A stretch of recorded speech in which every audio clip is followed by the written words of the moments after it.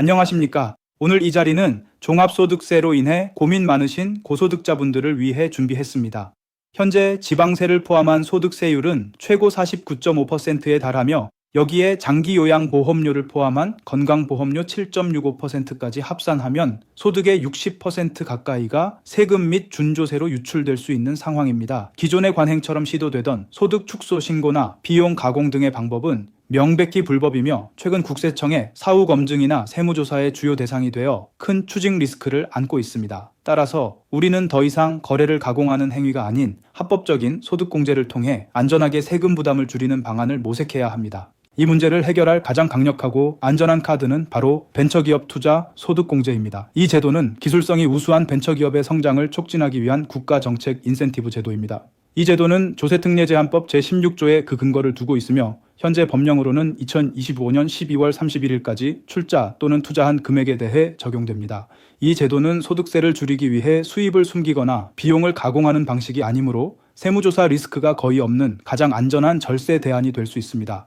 벤처투자 소득공제의 핵심은 압도적인 공제율에 있습니다. 투자 금액에 따라 다음과 같은 공제율이 적용됩니다.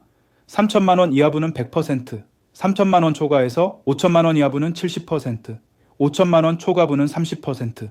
이 공제액은 해당 과세연도의 종합소득금액의 50%를 소득공제 한도로 적용됩니다. 예를 들어 2억 원을 투자할 경우 총 8,900만 원을 소득금액에서 공제받을 수 있습니다. 소득공제는 세금을 매기기 전 총 소득에서 해당 금액을 차감하는 방식이며 소득공제하에게 개인의 세율을 곱하여 절세 효과를 산출합니다.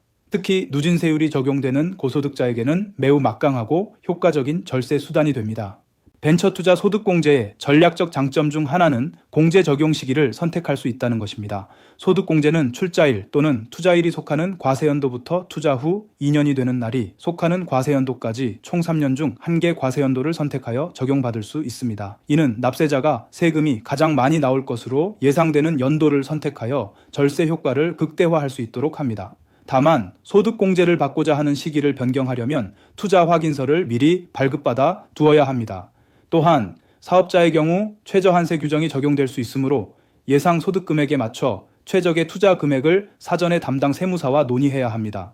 소득공제를 적용받으려면 투자는 반드시 투자의 성격을 가져야 하며 신주 발행, 무담보 전환사채, 무담보 신주 인수권 부사채 또는 유한회사 출자 형식으로 이루어져야 합니다. 특히 소득공제가 목적인 투자자에게는 원금 회수의 안정성과 편리성을 위해 전환사채 투자가 가장 권장됩니다. 투자를 완료했다면 투자를 유치한 기업을 통해 지방중소벤처기업청에 투자 확인서를 발급 신청해야 합니다. 이때 투자의 기준일은 입금일이 아니라 등기일이며 투자 확인서를 종합소득세 신고 전에 발급받아 제출해야 공제를 받을 수 있습니다.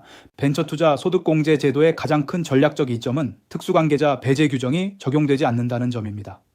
조세특례제한법 제16조에 따라 해당 기업의 대표이사나 최대 주주 또는 가족이 주주로 있는 법인에 투자해도 소득공제 혜택을 받을 수 있습니다. 이로써 고소득자는 자신의 자금을 안전하게 관련 기업으로 이전시키면서 동시에 본인의 소득세를 절감하는 효과를 누릴 수 있습니다. 다만 투자 주식의 양도차익 비과세 혜택의 경우 특수관계자에게는 적용되지 않으므로 이에 대한 분리가 필요합니다. 이 전략은 단순한 단기 절세를 넘어섭니다. 고소득층이 직면하는 소득세 납부 후 남은 자산을 자녀에게 이전할 때 다시 증여세 최대 50%를 내는 2단계 세금 구조의 비효율성을 극복할 수 있습니다. 벤처 투자를 통해 절감하거나 이전된 자금은 벤처기업인 가족법인의 자금 출처가 되며 법인은 이 돈을 바탕으로 투자활동이나 사업을 영위하고 수익을 쌓아 자녀 세대가 배당 등의 형태로 소득을 창출하거나 자산을 취득하는 구조를 만듭니다. 결과적으로 자녀가 벌어서 취득하는 모양새가 되어 상속세, 증여세 부담을 크게 낮추고 세대 이전의 효율성을 극대화합니다. 벤처투자 소득공제는 혜택이 큰 만큼 사후 관리가 매우 중요합니다. 가장 핵심적인 의무는 3년간 투자 지분을 유지해야 한다는 것입니다. 출자일 또는 투자일로부터 3년이 경과하기 전에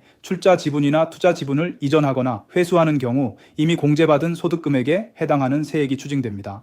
이 추징은 투자자의 주소지 관할 세무서장이 집행합니다. 과세관청은 사후 점검 시 소득공제 한도 초과 여부 및 3년간 출자 유지 여부를 증명할 자료 등을 제출하도록 요청하는 경우가 늘고 있습니다. 특히 투자를 유치한 기업이라면 사후관리 의무가 발생합니다. 전환사채 발행 기업은 이자 지급 여부와 무관하게 상속세 및 증여세법 제82조에 따라 지급명세서를 제출해야 합니다. 이 신고는 전환사채 발행일이 속하는 분기의 다음 달 말일까지 관할 세무서장에게 제출해야 합니다. 중요한 점은 이 지급명세서 제출은 온라인 제출이 불가하며 우편 또는 방문 접수로만 처리해야 합니다. 미제출하거나 지연 제출할 경우 발행금액의 0.2%에 해당하는 가산세가 부과됩니다. 신고부처와 추징부처가 다르기 때문에 누락되는 경우가 빈번하지만 나중에 조사 시 문제가 될 수 있으므로 유의해야 합니다.